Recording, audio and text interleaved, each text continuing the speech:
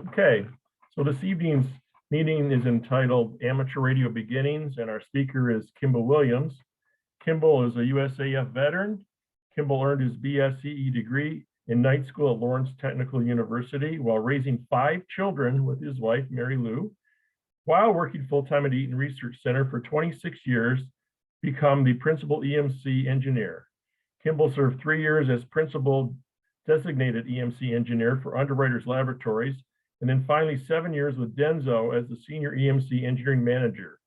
He retired as a technical fellow from Denso in February of 2012.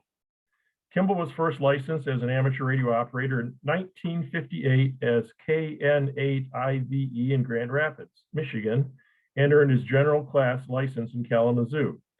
The family moved to Georgia, so his call sign was changed to W4EAP. Kimball served in the Air Force and separated in Michigan as N8FNC, his current call sign. Kimball upgraded to extra class in 2018. Currently, he's a member of the ARRL and a life member of the Motor City Radio Club and the Long Island CW Club, among others.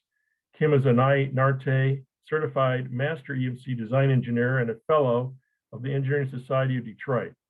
He's an honored member of the IEEE EMC Society Board of Directors and the Society past president, and serves as the EMC Society Director of PACE activities since 2012.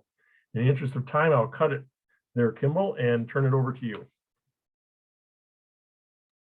Okay, thank you very much. And let me share the screen and convert this into presentation mode, if it will. Participants can now see your screen. Okay, I understand that. That's good. That's what we wanted. Okay, and we're in presentation mode. Let's see if this actually steps forward. It does. Okay, this is a brief introduction to amateur radio. It will only take 2.5 hours to go through. Well, we're not going to try to do that. Certainly, a lot of you are amateur radio operators already, and I don't have to tell you how interesting and involving and fascinating the hobby can be, and how many people from various walks of life, from little kids to well-known actors like Tim Allen, to those of us who like to go out in the wild. But the beginnings, the way things started actually way back here with Michael Faraday. We owe 3 men a debt of gratitude for the work that they did. Michael Faraday began his career not as an intellectual, but as a printer, and ended by giving us the basic fundamental ideas behind magnetism and electricity. And the amazing thing for Michael, from my standpoint, is that he had no formal education, knew no mathematics. Everything he found and discovered, he did by pure experimentation and intuition. And André Ampère, who discovered current flow and its relationship to magnetism, and James Clerk Maxwell, who gave us the field equations that finally convinced everybody that there were actually fields here, invisible fields. By the way, early on, everyone was absolutely convinced that he was, as one author recently put it, away with the fairies. He was quite crazy for believing in this kind of thing.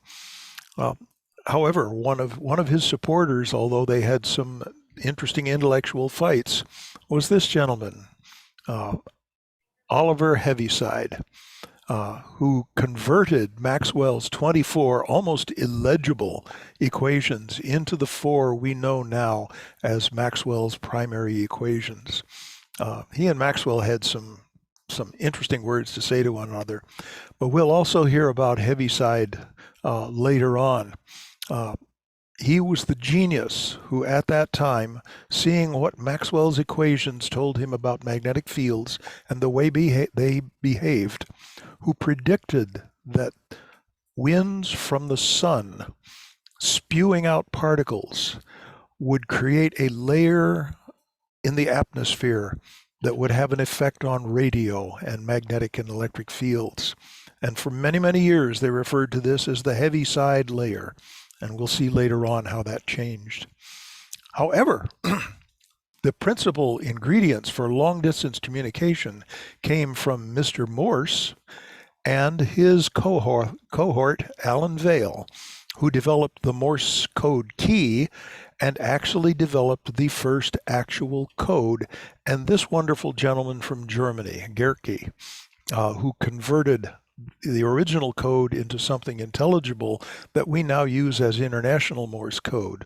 And there's Mr. Vail with a copy, I understand, of his very first key, although that may actually be the actual one from the Smithsonian. But we, for the first time in history, had practical, long-distance, instant communication, and it swept the entire population of the planet by storm. It sparked imagination, and it still does, even in little kids. They build these things for science and demonstrate it all the time. I see this coming up in the science fairs in Detroit almost every other year. We see somebody demonstrating a simple, straightforward telegraph. During the Civil War, the Union Army was credited as having the best communication, and it was one of the reasons they said that they won battles where the Confederates were unable to compete, because they knew ahead of time things that the Confederate officers didn't know. And it's also mentioned that Abraham Lincoln spent a lot of his time near the telegraph tents that received the information, and in the office in Washington, D.C., where he received it, because he knew that that news was the most current and fastest. Of course, out in the world with just the regular soldiers out there, they didn't have their top hats on and their coats neatly dressed. But for pictures with the president, of course, you dress up. Post-Civil War, telegraphy began to take over. And here is one of the, I'm not sure who the artist is who drew this or did this painting, but here is the Pony Express rider watching the installation of telegraph poles, and the world is changing even as he's watching, because suddenly the telegraph will send messages much faster than even the Pony Express could. And Pony Express at the time was just a fantastically rapid communication media. But it didn't take more than a few years before the railroads and oh, yes, all of those are telegraph lines. Those aren't telephone poles. Those aren't electric poles. Those are telegraph lines. And the country demanded a massive amount of communication. And it was a real problem getting enough lines up to do it. And even with eventually multiplexing signals on the same line, they had to wind up with more lines than you and I would seem to feel would be acceptable. However, this gentleman, Heinrich Hertz, discovered that if he sent a spark across a room, he could produce another spark. And obviously, he had just proved that Maxwell was correct. In fact, he said that when someone asked him, well, Heinrich, it's great, it's wonderful, but what does it prove and what is it good for? And he said, well, it proves that Maxwell was right, and it's not good for anything. Okay, interesting.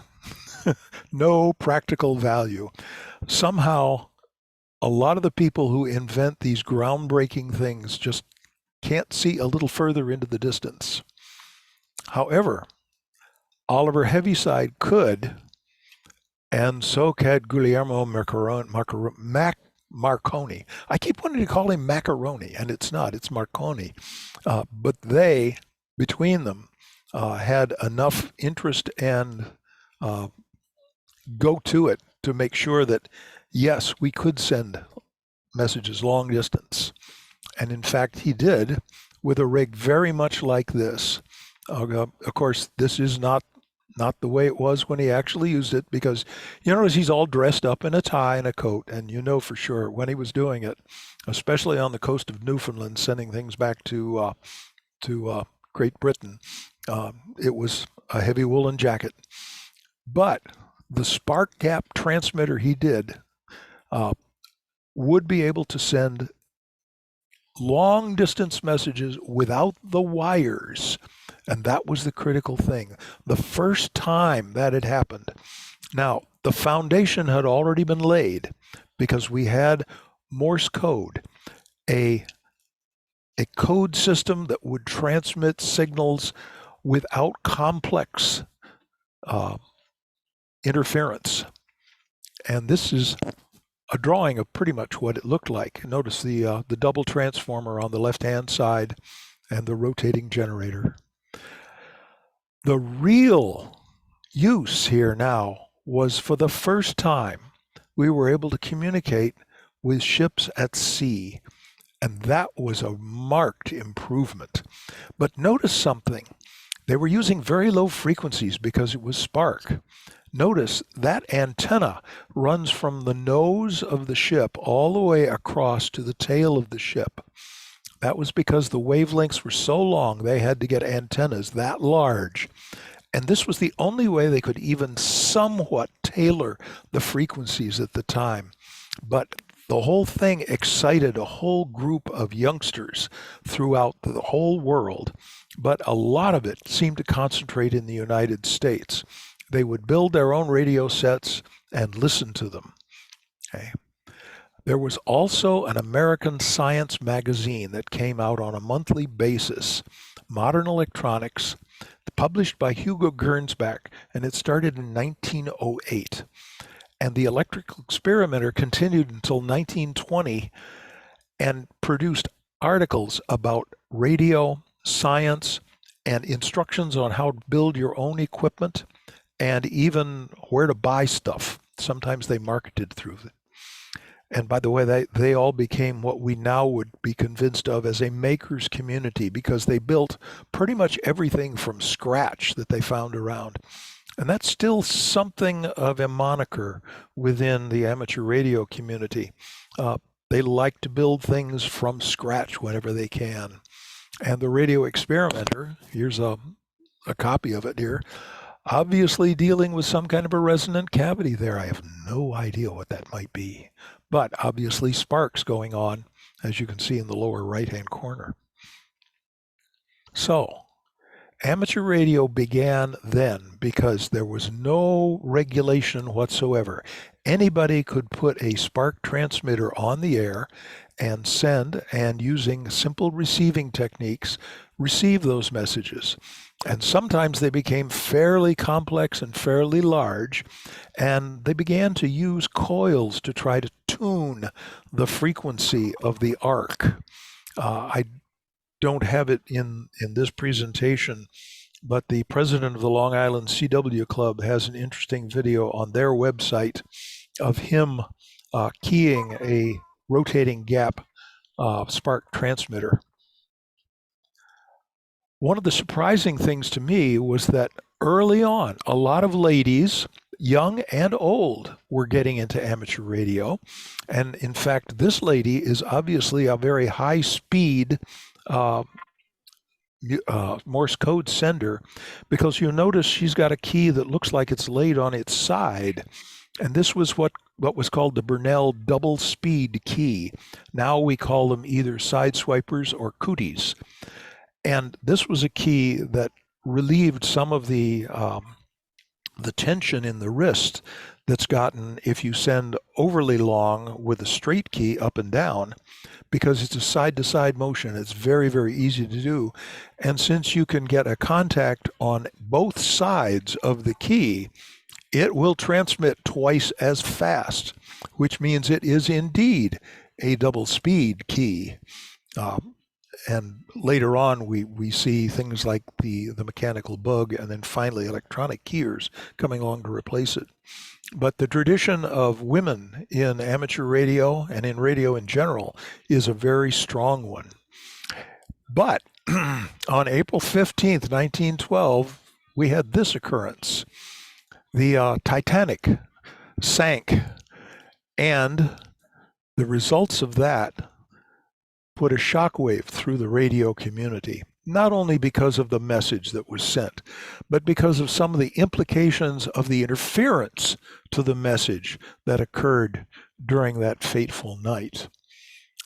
The Morse code message normally sent out was a CQD, which said CQ distress, CQ being a general call.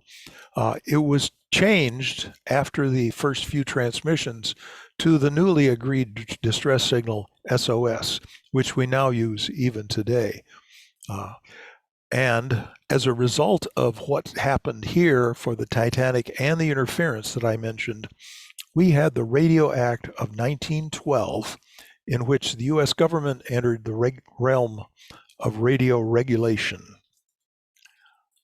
And it replaced a 1912 law, it replaced the 1912 Ship Act of, I can't talk tonight. It replaced the Act of 2010. The key flaw in that one was that there was no allocation of frequencies. And as a result, there was interference, and that remained a major problem in wireless communication. Okay. At the time, the only way to control frequencies with antenna sizes, and as a result, they tended to build antennas, huge antenna farms. If you ever see a picture of what Marconi used on the coast of Newfoundland, you just won't believe how big it is. By the way, the station is still there. I visited it recently on a trip that Mary Lou and I were on. And unfortunately, it was all locked up because we were there too early in the day. And the tour was going to go on. And I would either stay in Newfoundland or I would get to see that station. But okay, someday I'll go back. With the regulation, though, they could regulate all of the commercial stations and all the military stations and all of the ship stations. But what do we do about those amateur radio operators that they referred to as hams? That was a problem. Well, by the way, early ham began as a radio station in which, this is the legend, 3 experimenters with last names beginning with H, A, and M had self-signed their call sign as ham and received national attention when their congressman defended their right to use the airwaves. Congress agreed. You will find it in the congressional record, but the term ham stuck with amateur radio ever since. And that's the legend, and it's borne up by congressional record. But what do you do with those hams? Simple. Give them frequencies of 200 meters wavelength and down, which meant higher and higher frequencies, because everybody knew that the only usable frequencies were low frequencies. So the general comment was, give them those short waves, they'll never get out of their backyards. Eventually, they'll give up. Well, hams had other ideas. Experimenters began working with those useless short waves, and a revolution began. The first step was hams began relaying messages from one point to another, so that instead of A being able to talk to D, which he couldn't at those full frequencies, he could talk to B, C, and then finally the message would get to D. Great. In 1914, a genius by the name of Hiram Perry Maxim decided they needed to do something to organize this on a little better basis. So they created the American Radio Relay League, and its mission is to advance the art, science, and enjoyment of amateur radio, and it is the National Association for Radio in the U.S.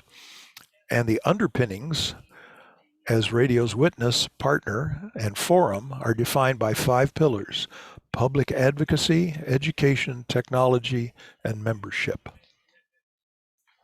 And that's what the ARRL symbol looks like. By the way, if you're an amateur radio operator and you aren't yet a member of the ARRL, gosh, you're missing out on so much. Got to do something about that.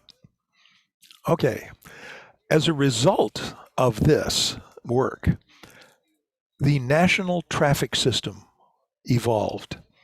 And during distress or other emergencies, radiograms communicate information critical to saving lives and property, or inquire about the health and welfare of a disaster victim. And that was its primary purpose initially focused on being prepared to do that. But of course, in order to keep the gears greased, they would be sending congratulations and birthday and that kind of message all the time, so that they are constantly keeping messages flowing. So when an emergency message comes along, it's just like everything else. It just flows into the system and flows right back through. And that's their symbol, NTS, National Traffic System. World War I came along and permanently put a stop to amateur radio between July 14th and November of 1918.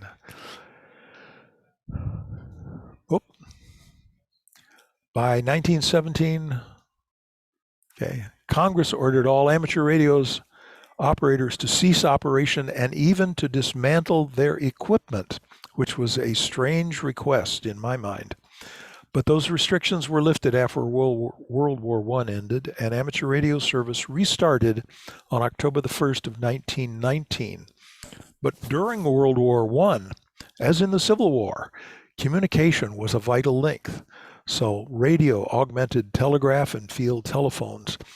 The military during World War I installed 40,000 miles of combat lines and established 134 permanent telegraph offices and 273 telephone exchanges. Amazing. Radio served where telegraph and telegraph phone lines were impractical, and coordinated naval activity for the first time in history. Before then, there was no way to coordinate a naval bombardment on a shore installation where they needed support. And radio began in World War I with first transportable radio sets. And we still have those around today, only now we call them parasets.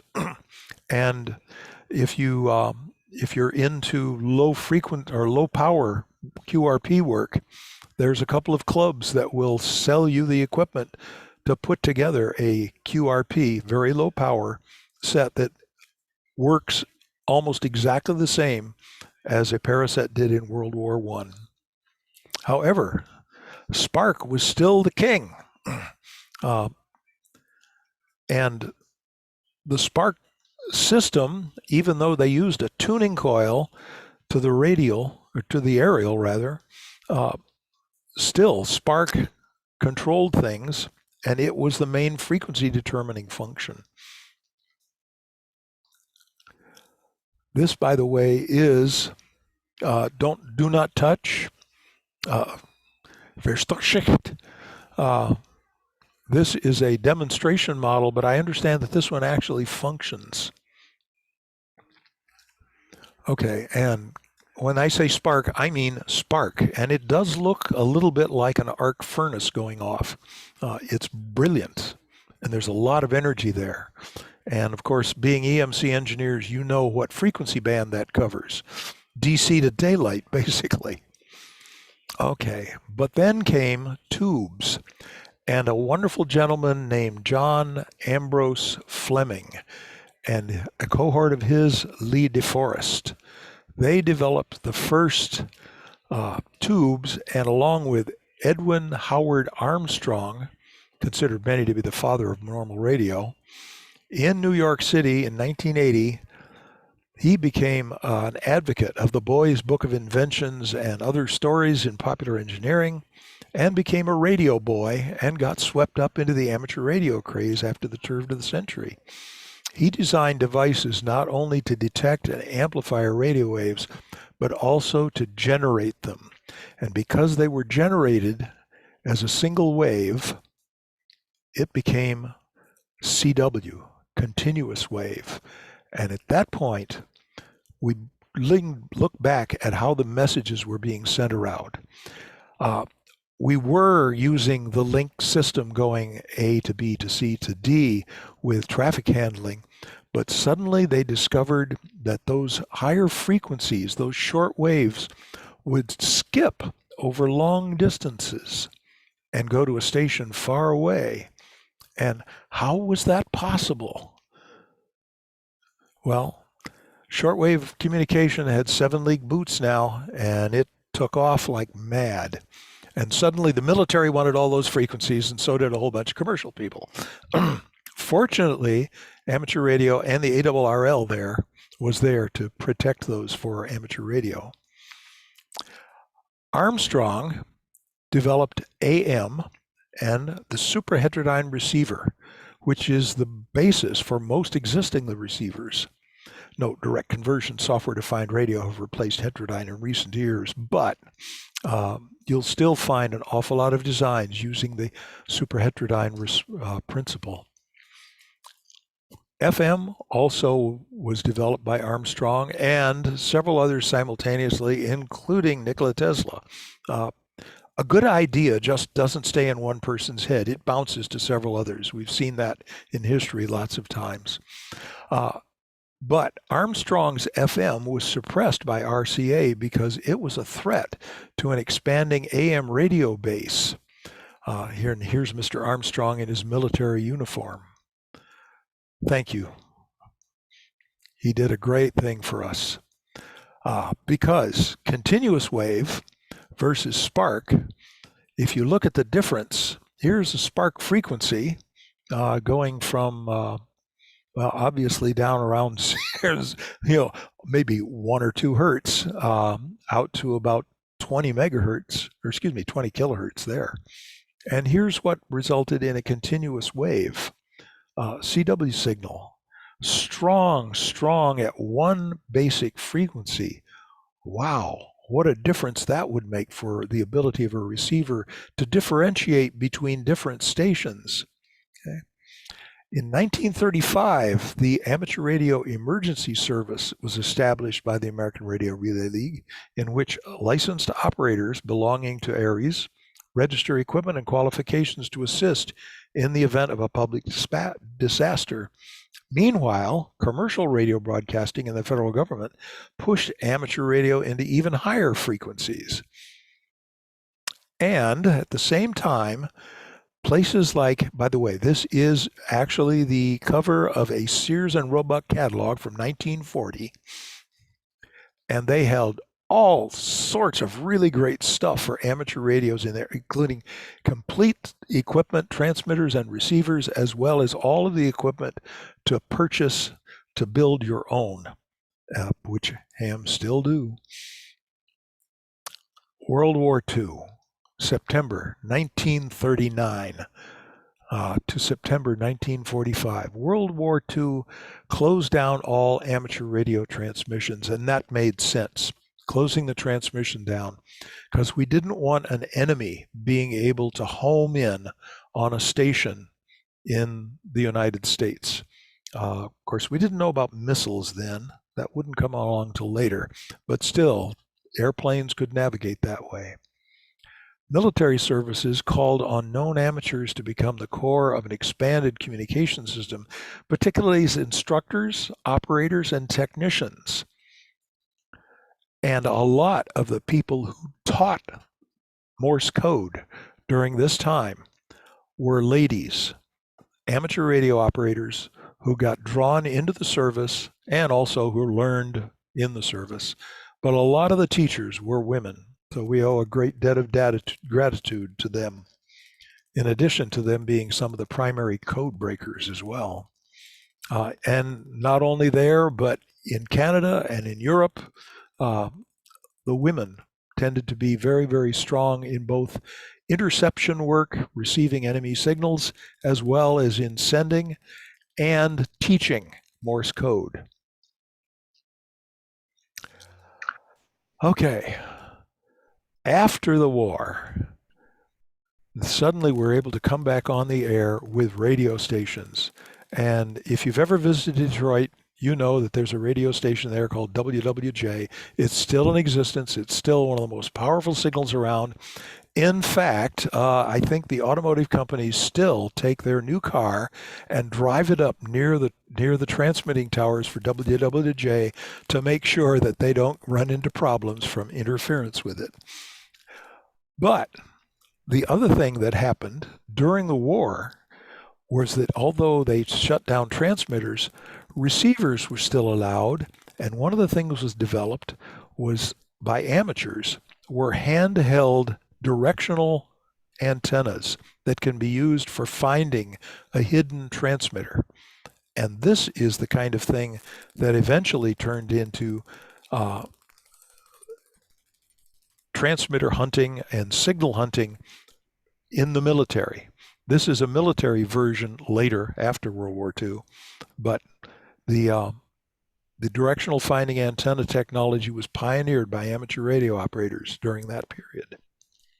And it still goes on today. After World War II and even now, fox hunting, hunting for hidden transmitters, is a game that a lot of amateurs play. And there's equipment out there that you can either buy or there's instructions on how to build it to allow you to go hunting. And a lot of it's used for hunting power poles with decaying insulators.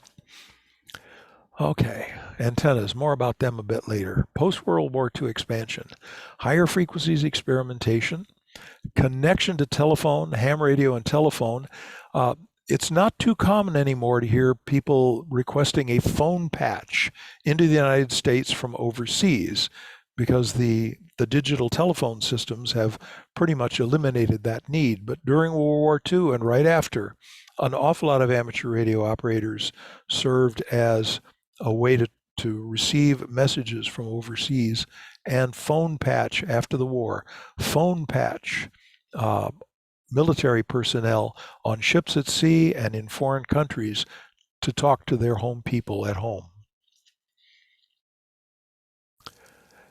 The Amateur Radio Civil Emergency Service, established in 1952, serves as a civil defense radio service and activates in emergencies following a Federal Emergency Management Agency protocol.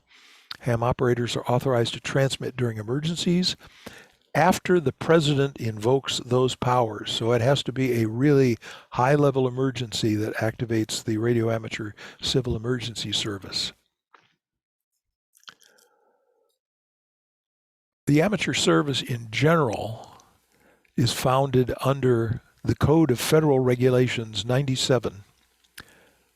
And 97.1 says that these regulations are designed to provide an amateur radio service having a fundamental purpose as expressed in the following principles.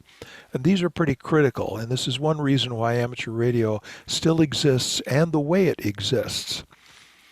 A recognition and enhancement value of the amateur service as a voluntary, non-commercial communication service, particularly with respect to providing emergency communication. So that is the number one thing that's written into the law, is amateur radio operators provide that emergency communication. Number two is a recognition of the continuing extension of the ability of an amateur to contribute to the advancement of radio art. So many technical and practical applications have come from amateur radio that it's written into the law. Improving and encouraging amateur service through rules which provide for advancing the skills in both the communication and technical phases of the art. Expansion of the existing reservoir within the amateur radio service of trained operators, technicians, and electronic experts. They never forgot the difference it made in World War I and World War II to have those civilians able to be called upon immediately to staff up military operations. And finally, the continuation and extension of an amateur's unique ability to enhance international goodwill. Let me go back to that just a moment. This international goodwill is a very powerful thing. Some governments aren't particularly in favor of that, I've noticed, but in at least one of the clubs that I'm a member of that has members all over the planet, in any one of its virtual meetings, I will say hello to amateurs that I have come to know and respect in the United States, of course, Canada, Mexico, Thailand, Australia, Germany, England, France, India, and Japan. All of us are friends. We know each other, and that is unique in the world today. By the way, remember this guy? We talked about Oliver Heaviside a while back. He said there's layers and belts up there in the upper atmosphere, but although he suggested it, he had no way of knowing what was really going on up there. All he knew was that a rotating magnetic field like the Earth's had to be doing something as far as collecting and organizing particles, charged particles in the upper atmosphere. But he had no way to find out. Along came this thing called the rocket. And after World War II, suddenly high altitude research with rockets became possible. And guess what? James Van Allen proved that the Heaviside layer did exist, and in fact existed in multiple well-defined layers.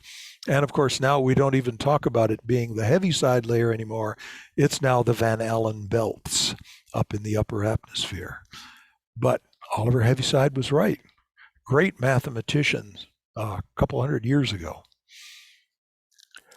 The Earth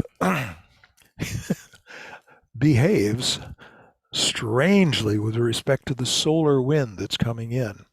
And the solar wind, as you can see in this sketch here, pours a lot of energy that flows down the magnetic lines of force. And especially at the north and south poles, notice that halo there. We call that halo the aurora borealis, the northern lights or the southern lights, if you're an Australian.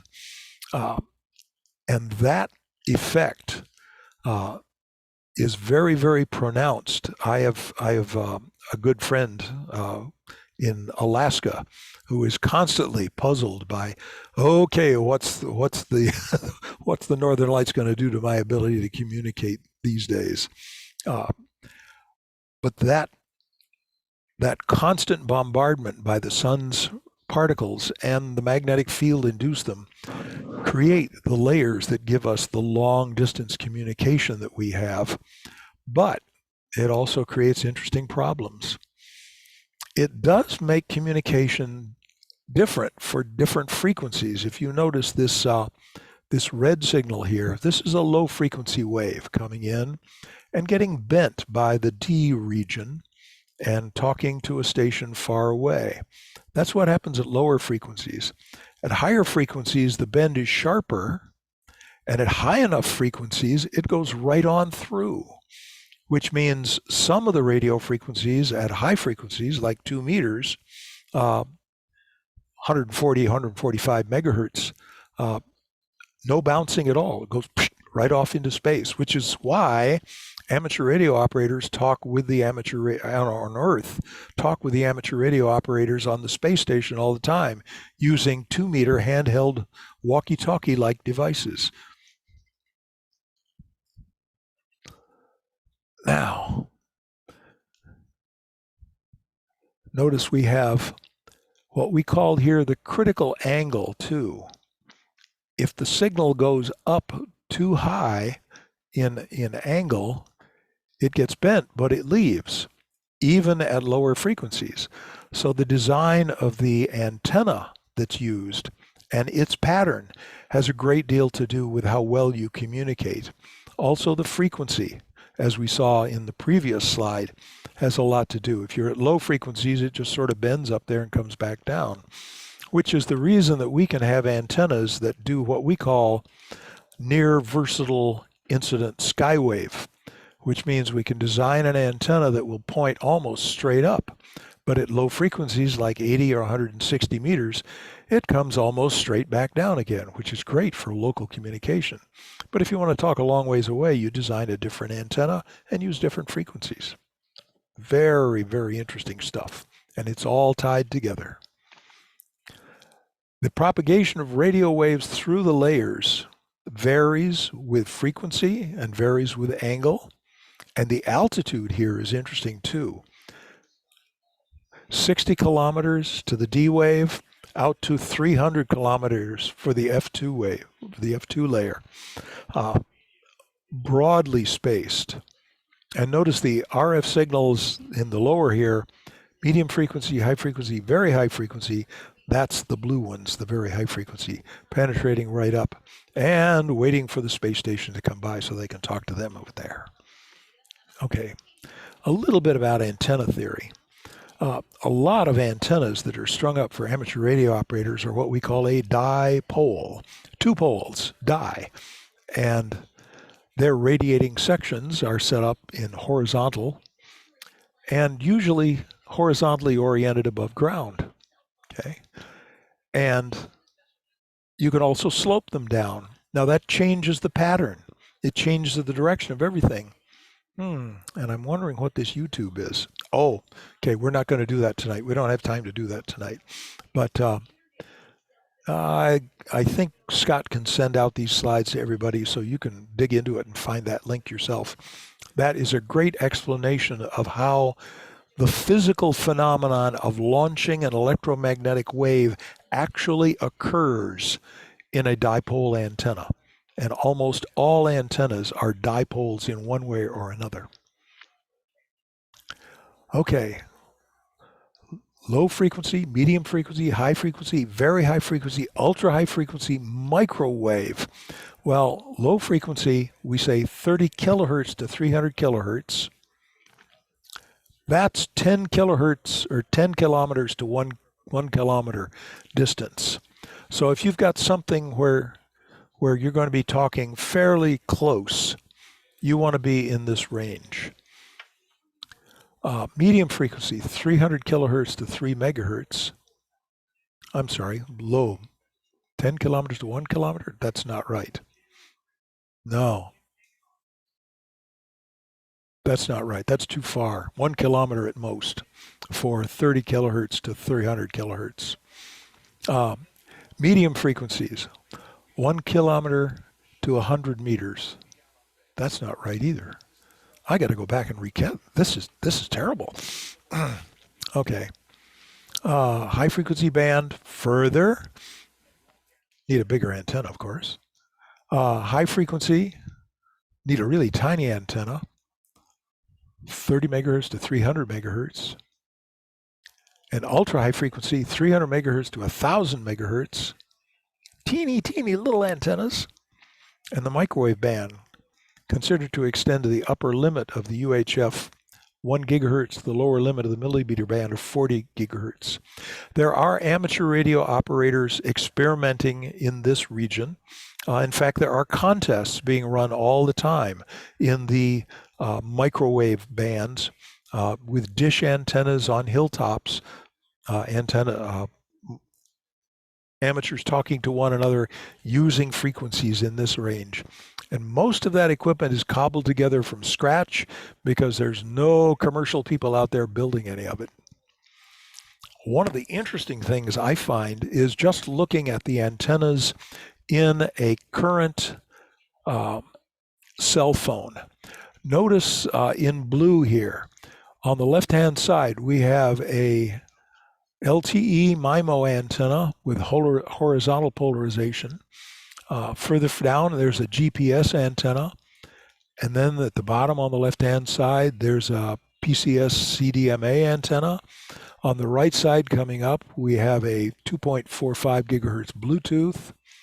And a little further above that, there's a Wi-Fi transmit receive antenna. And at the very top on the right-hand side, a MIMO vertical polarization antenna. So in this one little tiny device, at these frequencies, you've got 6 antennas all working together. Hey, Kimball, fascinating. Yes, sir.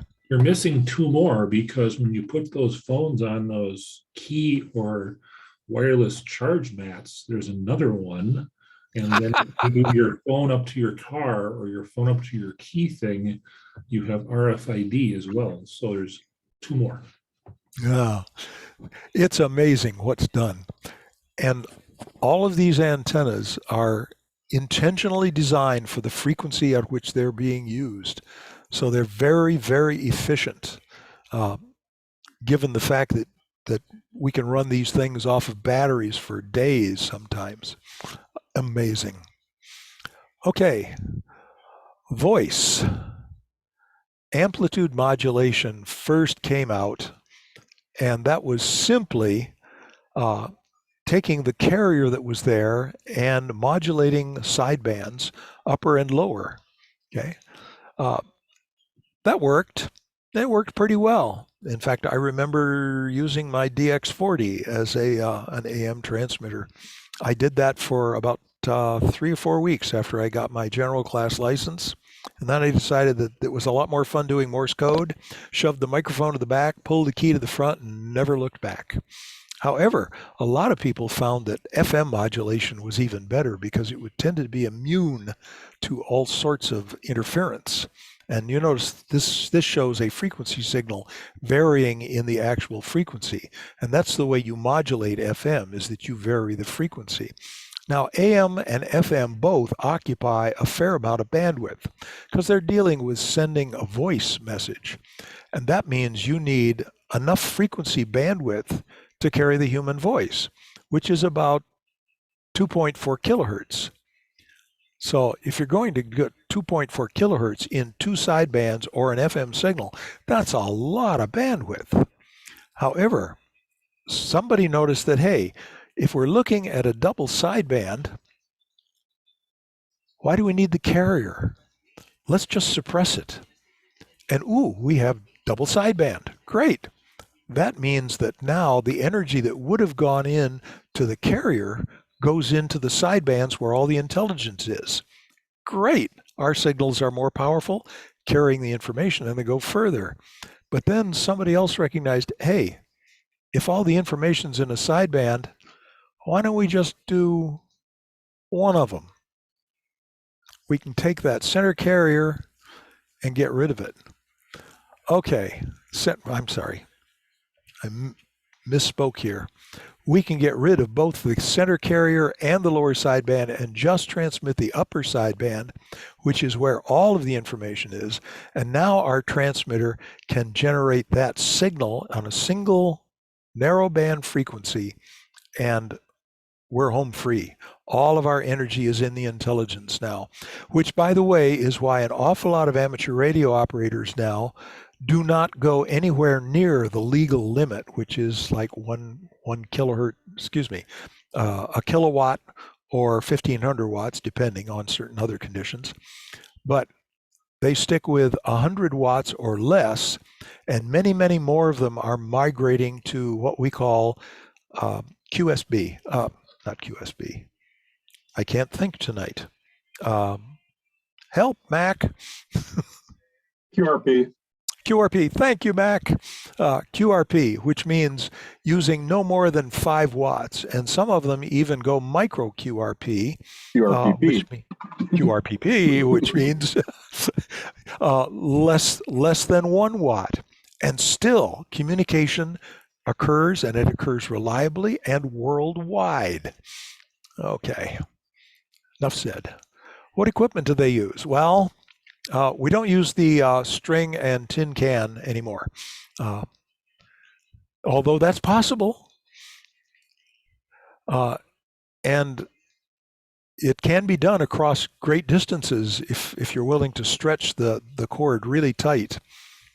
But the cell phone is probably easier, but there's a problem with it. Just like a net, multiple people talking to one another with string telephones, you have this possibility of all these signals at all the time to other people as well. How do you sort that out? Well, you sort it out with selectivity and very, very small handheld devices. This, by the way, is an HT, hand-to-talkie. And I believe this one is both 2 meters and 77 centimeters, or 70 centimeters. So it's 2 bands in the UHF region. And it can talk to other people, but it can only talk so far, because at those frequencies, we're dealing with line of sight. So how do they get the network going? How do they talk to other people when it's only line of sight? Well, we go back to that principle and we call it a repeater. It's a station that receives the signal from a low power and repeats it and sends it on at a higher power to another station. Now, these two people in the two cars on one side of that mountain and the other can talk to each other through the repeater. And this means that now there's really, really good reception all over the place to small handheld transmitters and receivers, which means now emergency communication can become very, very easy in the local area with really good, improved, and good reception because of the radio repeaters. These were created first in the amateur radio community many, many years ago, and the idea caught on, and guess what they call them now? Cell phone towers. This is the same principle that the cell phones use to communicate. So, who's out there to talk to? Well, the community of amateur radio operators worldwide is now estimated to be about 2.9 million worldwide, and they are all over the place. And this is just a partial listing, but they're out there. They're not going away, despite the attempts periodically for some of the satellite companies to say, hey, look at all of that radio real estate we could be using. Nope, that belongs to the amateur radio community. And who are these hams? Well, in past history, people like radio broadcasters. Yes, he was a ham. This country western singer, yes. Hiram Perry Maxim, inventor, manufacturer. And just young ladies. And movie stars, yes. He was a ham. And yes, he is a ham. Tim Allen, yes, that is his home station. And even the lead guitarist in some rock groups. And more country western singers. And again, another lead guitarist in a rock group. People in all walks of life, famous and just regular. And what do they use? A lot of them use these very simple, handy, walkie-talkie type devices. But most of them have a home rig, which usually amounts now to a very small transceiver. You can see that over by this gentleman's right elbow. And they connect it to a computer so that it not only can talk with voice or Morse code, but it talks through the computer to other computers through other hams around the world. And all over the planet, as a matter of fact. Here's a gentleman in Turkey. And here's a lady in India. She's obviously a CW operator, evidenced by the Morse code bug that she has over there on her right side. And amateur radio on board the space station. They use amateur radio equipment there. In fact, they just got a shipment a couple of months ago of replacement equipment for the older equipment that had been on board the space station since it was first launched. By the way, there has never been a crew on board the space station without a licensed amateur radio operator on board. An interesting statistic is that amongst the NASA astronauts, the amateur radio population represents 25 to 30% of all the astronauts at any one time. 25 to 30% are active amateur radio operators.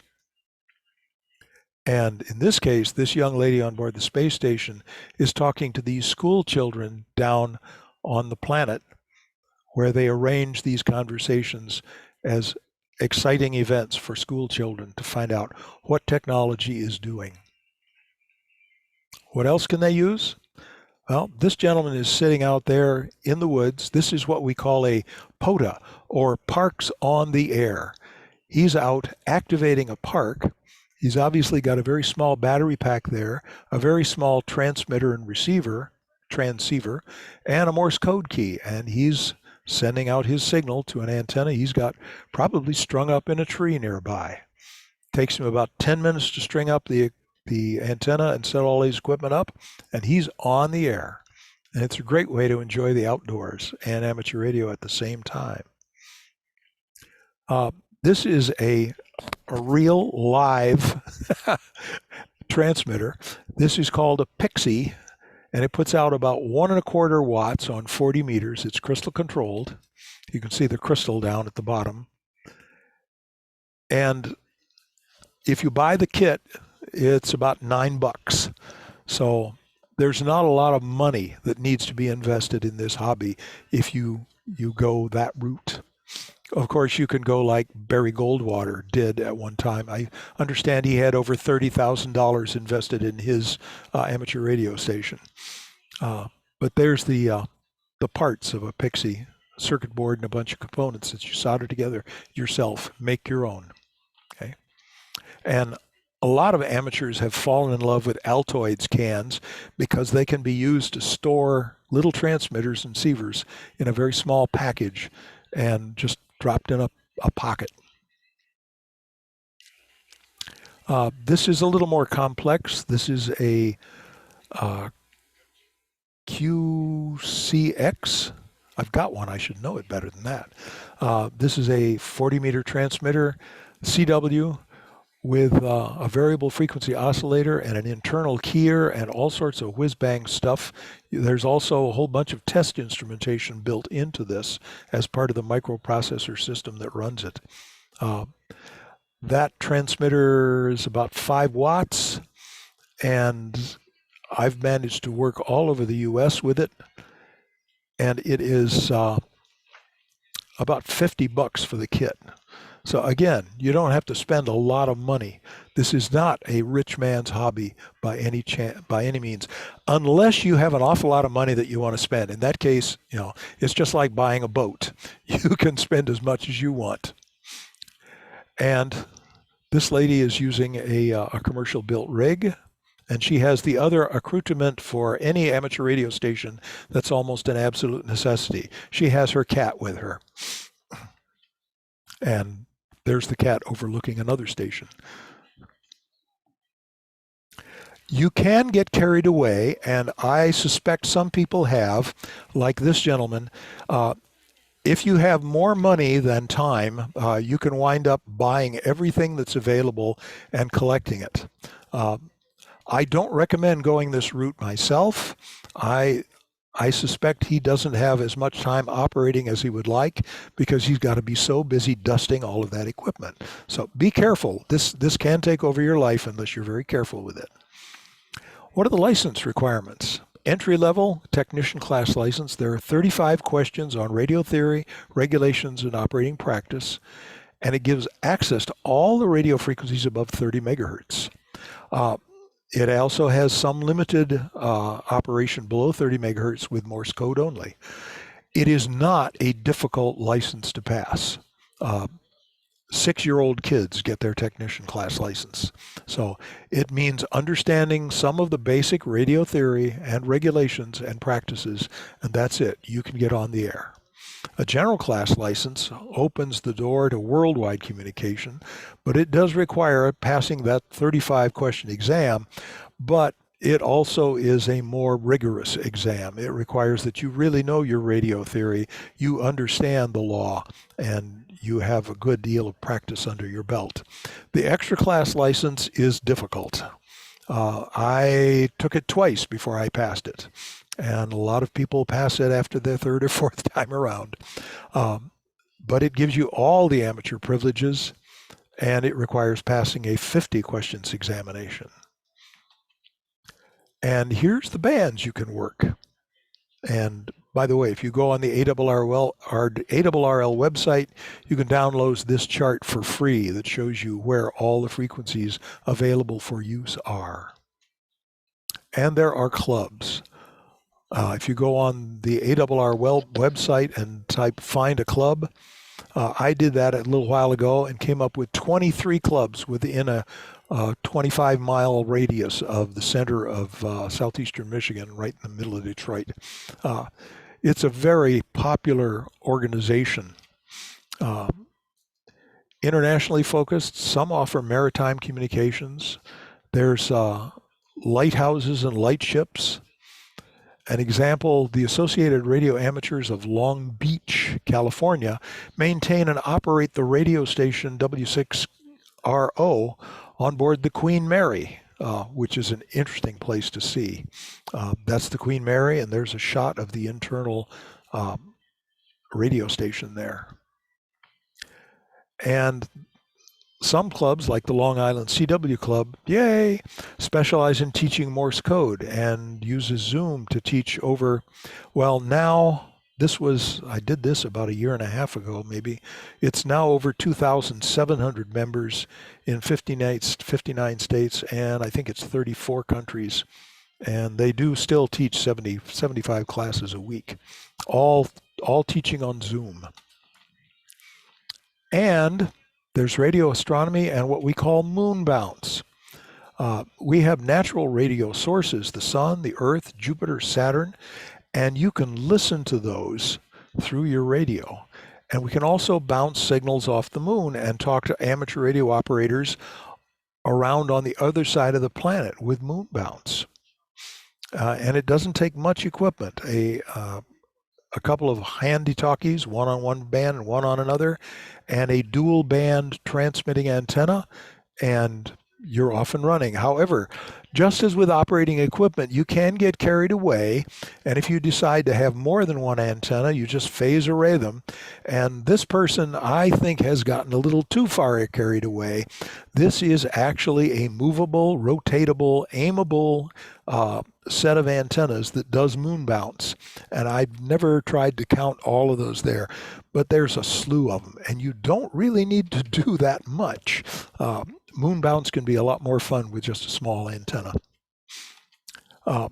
You can go to bigger antennas. Jodie Foster, I don't believe, is a ham, but and I don't believe she's actually using this dish. This is a clip from the movie Contact. But mobile antennas are also something that people should look into. But again, unless you're careful, you can get carried away and overdo it just a little bit. I personally think this is maybe just a little bit more than he really needs to communicate with. Okay, we have events that we do regularly. One of them is the Amateur Radio Open House we call Field Day.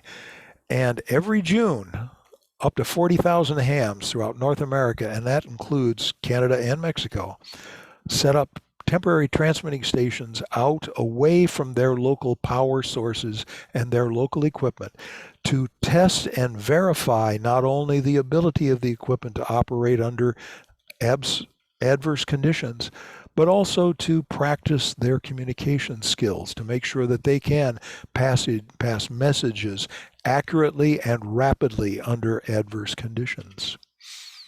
And combines public service preparedness, community outreach, and technical skills in a single event.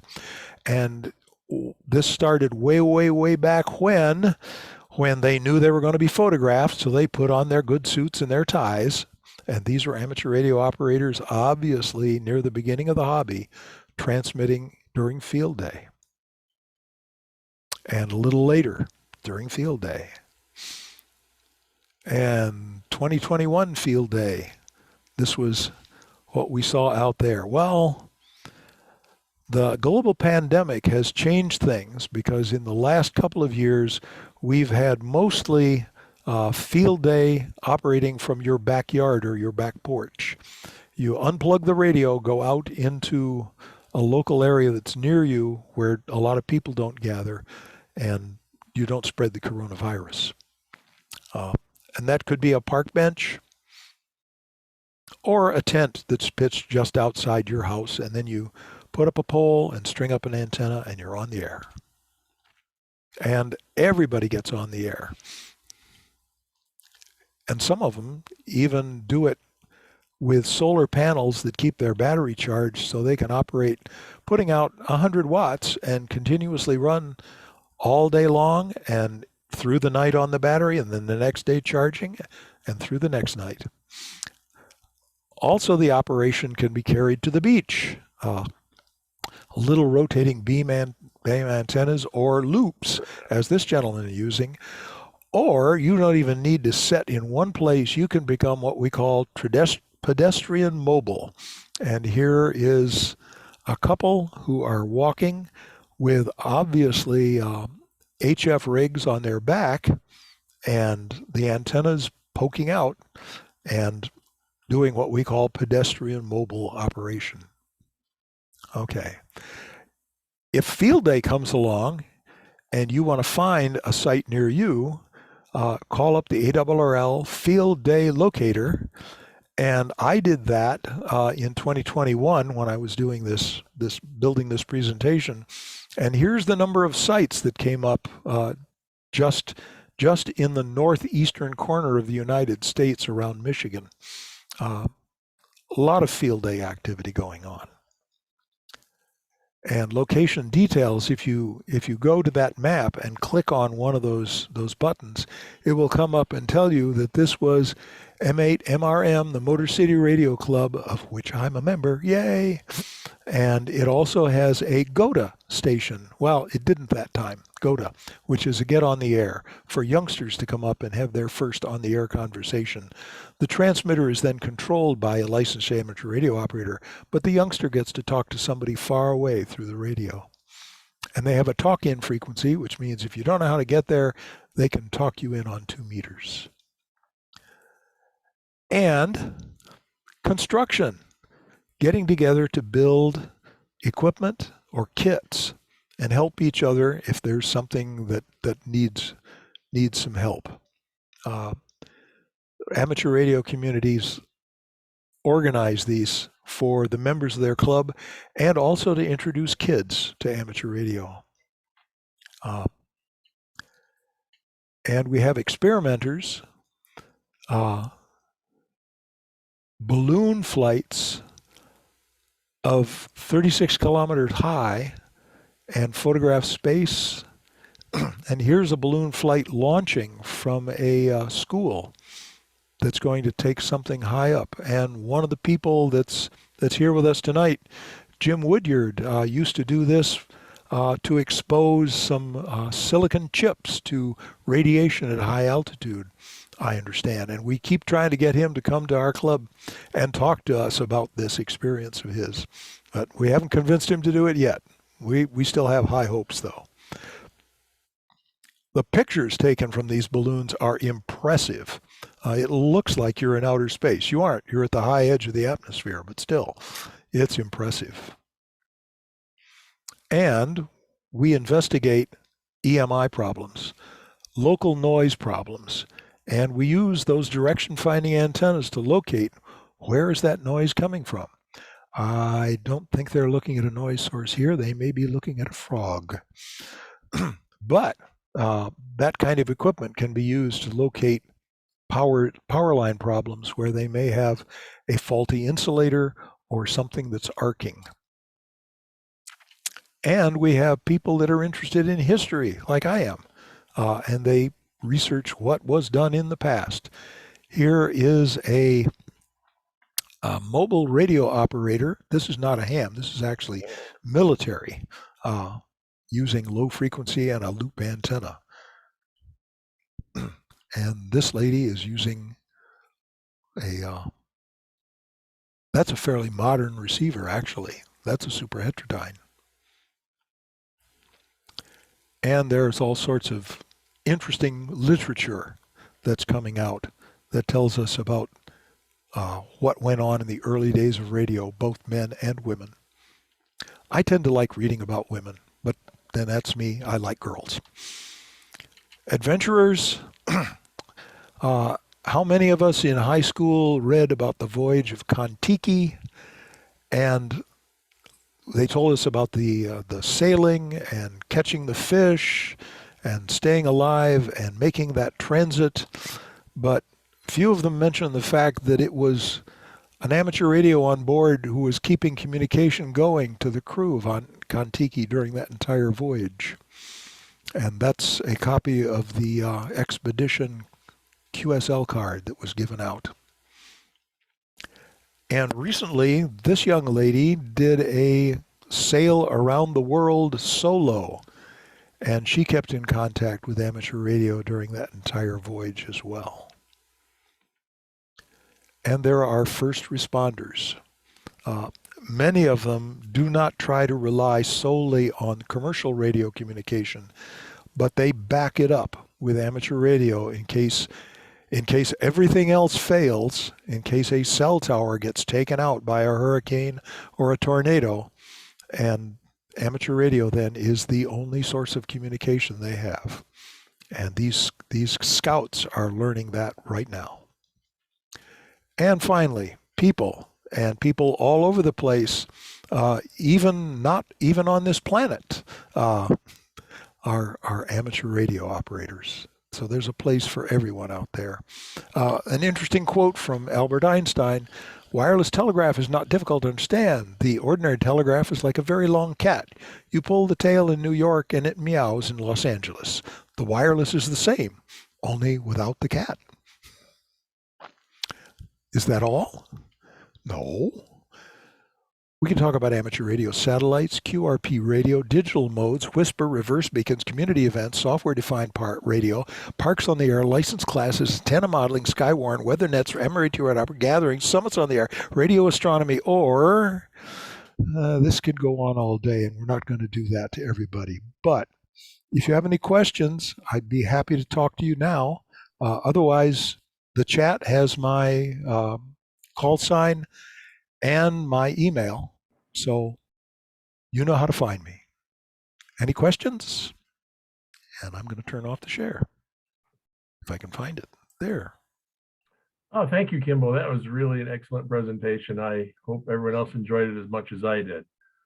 Yeah, we'd like to, well, actually, can I read something to you, Kimball, before we take the questions? You may indeed. Okay. So, Kimball, on behalf of the Southeastern Michigan IEEE EMC Society, I wish to express our appreciation for your presentation today on amateur radio beginnings. The chapter has recognized your professional commitment to the education of our members with a speaker award that includes a donation in your name to the IEEE EMC Society President's Memorial Scholarship Fund. Your name, topic, presentation, and donation can be viewed on the speakers award list on our website, with a complete list of all our speakers going back all the way to 2012. And I'll be emailing you a copy of this letter. Also, Kimball, if you can provide the slides, I will send the slides and this recording to everybody who registered for the meeting today. I will do that, and thank you very much. Okay, so I will mute here for a second so we can take questions.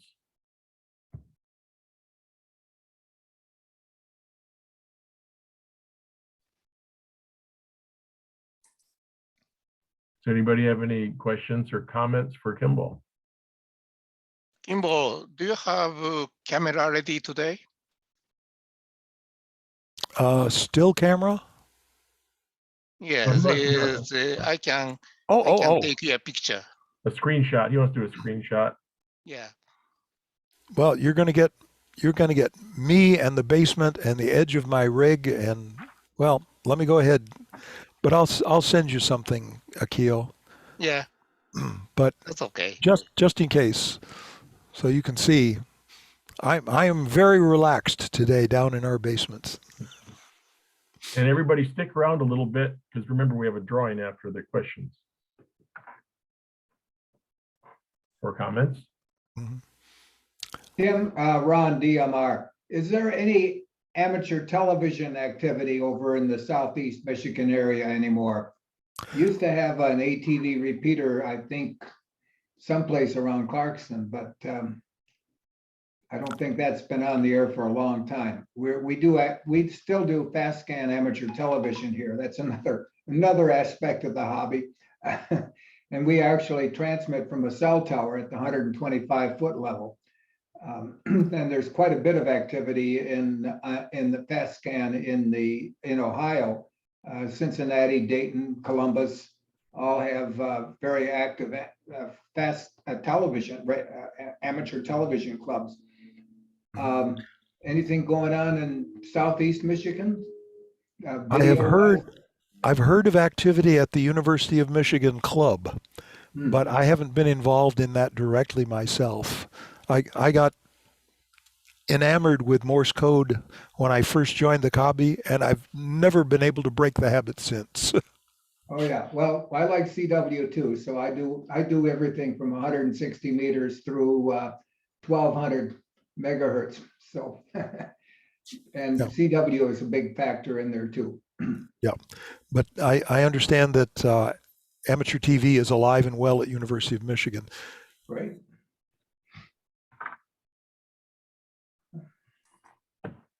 Do any of the hams that are with us today know what's the situation with like 2-meter repeaters? Is that still unactive? As far Oh, as you know? extremely, extremely. Janet, did you have a question? I saw you unmute. I did. I also put myself on video. That was a terrific presentation. I signed up for it because when I was a kid, I have a cousin who I absolutely adored, and he was a ham operator. And I remember looking at his postcards from around the world. I was wondering if you have a list of references. I do quite a bit of lecturing on the Van Allen belts through my society, and I was really interested in the Heaviside reference. So I've referenced Birkeland before in history, but not Heaviside. I was wondering if do you have publications that have a list of references for the origins? I'm afraid I don't, but I will start looking into it myself, because since doing this compilation of information, I got more interested in Heaviside as the person and the mathematician, because somebody like that, just like James Maxwell, able to develop a concept mathematically and have it so describe the real universe that it lasts for hundreds of years is, to me, an amazing feat. And Heaviside must have been in that category. I do understand that he came a little bit later than Birkeland, who also theorized. So I'd be fascinated to know if they knew each other or if they corresponded with each other. One other thing I found reading some of the history is it's surprising how many of these people that we think of as, separate individuals because we learn about them as separate, they were friends. They wrote each other. They talked to each other. They visited each other's laboratories. This didn't happen in isolation. It was a lot of cooperative effort. I was just comment. I'm currently reading a book called The Maxwellians. It includes Heaviside, a lot of information on Heaviside and his interactions with others. It's been a fascinating read. If you're interested in the history, I highly recommend it. And by the way, if any of you didn't see the YouTube broadcast that was put on, this last month, wasn't it, Scott, by our section on James Clerk Maxwell, the man who changed the world. Look that up on YouTube. It's a fascinating. It's an hour long, and it may change your life once you see it. It's really, really good. Kim, I don't think that's available, at least according to Sharon. It's not available on YouTube, but the section will be repeating that again next month. So watch your email messages, then you get a chance to view that.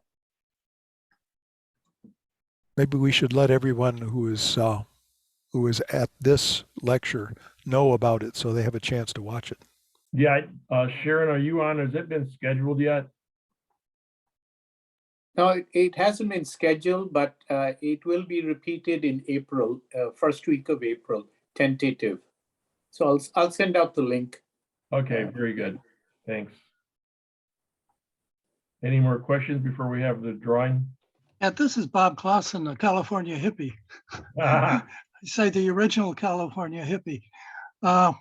I'm a long-term licensee. I started there in Michigan also. And when I was going to the University of Michigan, we were trying as students to get the radio club going.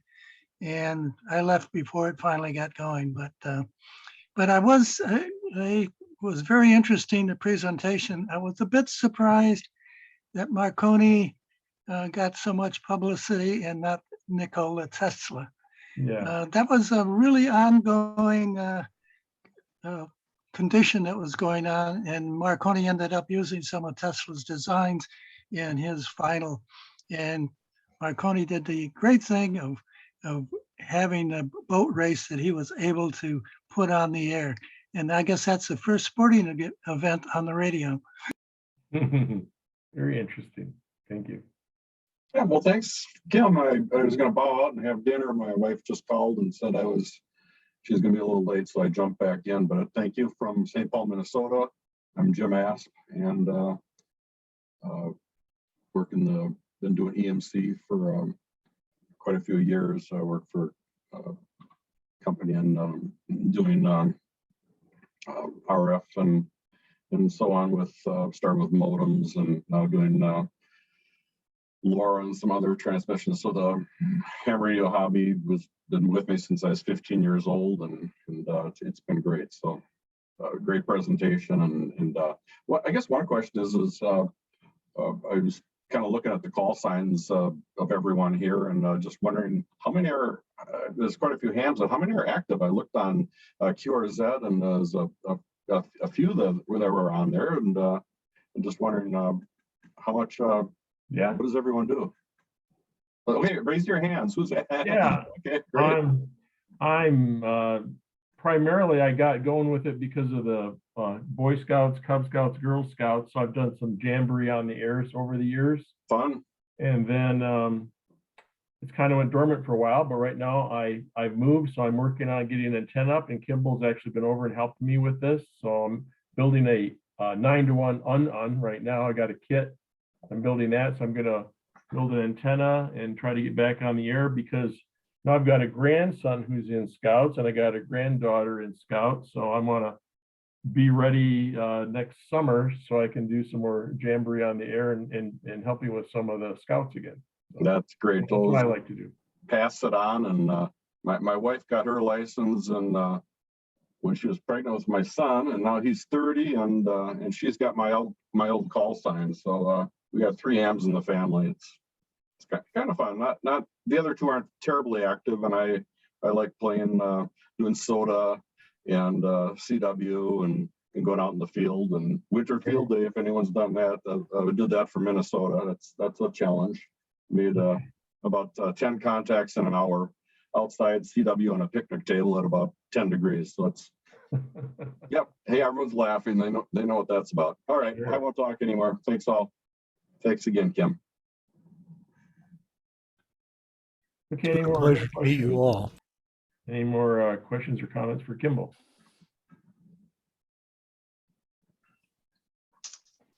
Okay, not hearing any, let's do our drawing. We have 3 door prizes tonight sponsored by our chapter. The $25, $50, and $75 gift card from Amazon. You must be present to win. So the first one is going out for a $25, and that is using our random number generator, number 73. Number 73 is Steve Maziak. Steve, are you here? I didn't check you off if you are.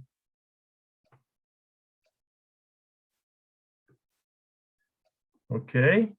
Next number is number 38. 38 is Mark Gaidosh, Gaidosh. Mark, are you still here? I am still here. Yes, thank you. Excellent, Mark. Okay, let me put you down for the $25. I've got you as GAIDOSHMARC@gmail.com. Correct. Okay, watch your email. Next is number 32, Daniel Edgar. I don't think he's here. Next is number 12, 12 is Corey Bray. I didn't see Corey. Next is 59. Mike Casper. I don't see Mike. Next is 65. 65 is Aaron Ledebure. Aaron, I think you checked in. You're here. Yes, sir. Congratulations, Aaron. So you're going to Thank be you. getting a $50 Amazon gift card. Let me double check your email. I have it as aaron.ledebuhr@abbott.com. That'll work. Okay. Thank you. Congratulations. Yep. Next is number 40. 40 is Robert Garnier or Garnier. I didn't see him checked in. Next, we jump all the way up to 102. 102 is Barry Stelz. I don't think Barry's here either. I didn't see him. Drop down to 68. 68 is Malcolm Lunn. Malcolm, you still here? Yeah, I'm here. Scott, you can donate that off to the good of something if you want. Well, I can draw another person. Would that be okay? You don't want it? That's fine to me too. Okay, thanks, Mac. Okay, then we're going to go to number 21. 21 is German Cardenas, not present. 27, Glenn Cruzier. Can't even see it. Glenn is not here. Jumping up to 112 now. I don't know if we had a 112. Let's find out. Nope. 80. It's difficult sometimes. We don't have a number 80. 93. This is funny because last month we hit them just like that. 93. I have Derek Schurman. Derek was here anyway. Derek, are you here? Unmute. Schurman. Derek Schurman. Going once, going twice, gone. Number 100, Bruce Sparrow. Bruce. I'm here. All right, Bruce, you got the $75 card. Thank you. Congratulations. I've got Sparrow, B as in boy, at fair-right.com. That works. Okay, congratulations. Thank you so much. And that concludes our drawing. Again, I'll be sending out the video and the slides. So watch your email for that. Anybody else have any new business or anything in the good of the group before we shut down? Hey, Scott. Yeah. Yes, go ahead. I Matt. just mentioned there, in the link I had put there's a ham sci conference that comes up. So one of the links I had put there is for ham SCI, and it's sort of a physics propagation research. If someone was after Van Allen stuff, you'd probably find about 2 days of people talking about space weather and all kinds of interesting stuff there. So Okay. just So mention it. what Mac's Thank talking you. about is on the bottom center of your screen. There's a little chat bubble. If you click on the chat bubble, you can see what he's talking about. You can go through all the chat that was going on during this meeting. I may be able to add it to the email I send out. I'm not positive, so it's better to look at it right now. And the safe way to do that is to go to the three little dots on the lower left-hand area. Excuse me, in the chat window. Click on that and it'll come up and say save chat, and it will save it in your Zoom area on your hard drive. And it will save all of the comments there. Okay, thanks for that tip. There's a lot of features of Zoom that I don't even know yet.